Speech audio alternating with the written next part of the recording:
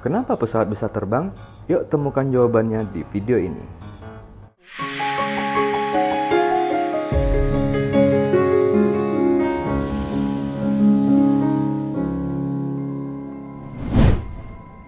Hai nice people, kembali lagi di Nice Flick. Kita semua tahu bahwa kalau bepergian dengan jarak jauh dengan waktu yang relatif singkat, maka opsi transportasi yang kita gunakan adalah pesawat terbang. Pesawat terbang diterbangkan pertama kali oleh Wright bersaudara, Orville Wright dan Wilbur Wright, dengan menggunakan pesawat rancangan sendiri yang dinamakan Flyer, yang diluncurkan pada tahun 1903. Sebagai intermezzo, kita jauh flashback sebentar. Abbas Ibnu Firnas, yang hidup pada abad ke-8, disebut sebagai manusia pertama yang terbang dengan bantuan kerangka bambu, sepasang sayap dari sutra, kayu, dan bulu asli. Konon katanya keberhasilan Abbas Ibnu Firnas menguji dan menerbangkan alat buatannya pada tahun 852 Masehi memberi inspirasi kepada ilmuwan untuk mengembangkan pesawat.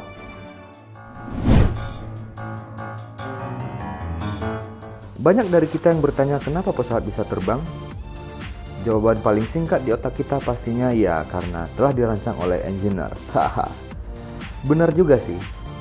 Terbangnya pesawat di udara tidak terlepas dari 3 unsur yang ada, yaitu unsur alam, desain dari komponen pesawat, dan ilmu yang digunakan.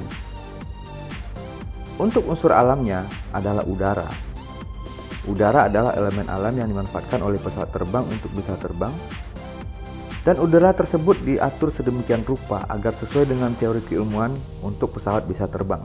Sedangkan untuk desain atau komponen pesawat adalah ciptaan manusia, yang mana dirancang sedemikian rupa agar bisa menjadi alat yang mampu untuk berpadu dengan teori keilmuan dan unsur alam, dan terciptanya pesawat yang bisa terbang di udara. Teori keilmuan yang digunakan adalah gaya. Untuk terbangnya pesawat ada 4 gaya yang digunakan. Yang pertama gaya dorong atau thrust yang mendorong pesawat ke depan. Yang kedua adalah gaya angkat atau lift. Gaya angkat adalah gaya yang mendorong pesawat ke atas. Yang ketiga adalah gaya hambat yang arahnya ke belakang pesawat atau disebut dengan drag. Dan yang keempat atau terakhir gaya gravitasi dan bobot benda atau disebut saja dengan weight adalah gaya yang mengarah ke bagian bawah. Sebelum kita bahas agar mengerti secara baik, yuk kita intip sedikit terkait rumitnya rancangan atau desain pesawat terbang.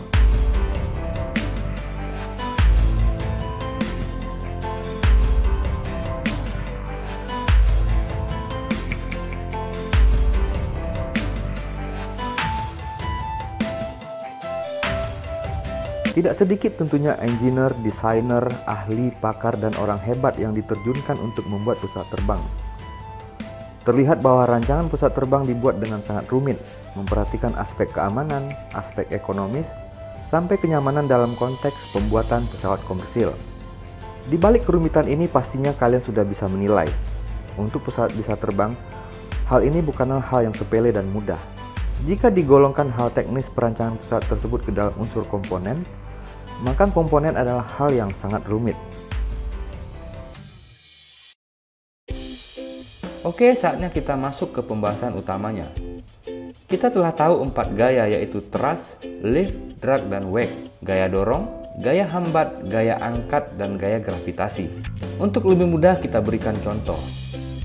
Jika kita bepergian dengan pesawat terbang, melihat pesawat take off atau mengudara, pada prakteknya setelah semua penumpang duduk di pesawat dan pesawat siap untuk terbang, pertama kali tentunya pilot menyalakan mesin jet sebagai gaya dorong bagi pesawat.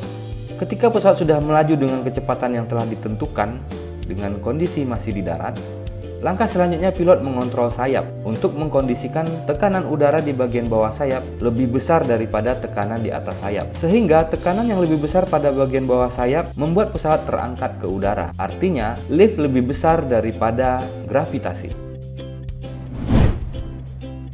Disinilah prinsip hukum fisika Bernoulli. Ahli matematika asal Belanda bernama Daniel Bernoulli, melalui penelitiannya, Bernoulli menjelaskan mengenai gaya angkat yang muncul pada pesawat, hingga bisa membuatnya terbang di udara. Ketika udara bergerak lebih cepat, tekanan udara berkurang, sehingga tekanan di bagian atas sayap lebih kecil daripada tekanan di bagian bawah sayap. Perbedaan tekanan menciptakan gaya angkat atau lift pada sayap, yang mengangkat sayap pesawat ke udara. Jika diperhatikan dengan baik, ketika pesawat akan melakukan take off, terlihat bentuk sayap berubah membengkok ke bawah. Hal ini dikarenakan pilot mengkondisikan tekanan pada bawah sayap lebih besar. Sedangkan ketika landing atau mendarat, maka gaya yang terjadi adalah sebaliknya.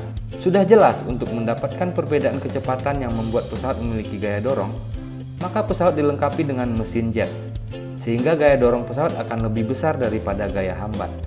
Itulah yang membuat pesawat bisa melaju di darat maupun di udara. Keempat gaya tersebut di atas sama-sama mempunyai peran penting agar terciptanya keseimbangan pada pesawat terbang. Keseimbangan ini akhirnya mampu membuat pesawat terbang pergi dari titik A menuju titik B secara akurat dengan kendali dari pilot. Selain membantu pesawat untuk terbang, sayap pesawat juga berfungsi untuk melakukan manuver. Manuver pada pesawat dibantu juga oleh aileron, ekor pesawat, dan elevator. Maka setiap komponen seperti kokpit, roda, badan, ekor, aileron, dan lain-lain sama pentingnya seperti mesin jet dan sayap. Dapat disimpulkan satu pesawat utuh merupakan satu kesatuan yang tak terpisahkan, walaupun secara fungsi memiliki peranan penting yang berbeda tingkatannya. Jadi nice people, gimana nih? Semoga kalian jadi paham konsep dasarnya ya. Untuk memahami lebih dalam, tentu kalian mesti belajar kepada ahlinya. Dan tentunya tidak akan dipahami dengan video pendek seperti ini secara mendalam. Demikian pembahasan kenapa pesawat bisa terbang. Minimal kita jadi tahu prinsip dasarnya. Nice people, ada tambahan? Mohon berikan masukan pada kolom komentar ya. Sampai jumpa di video selanjutnya.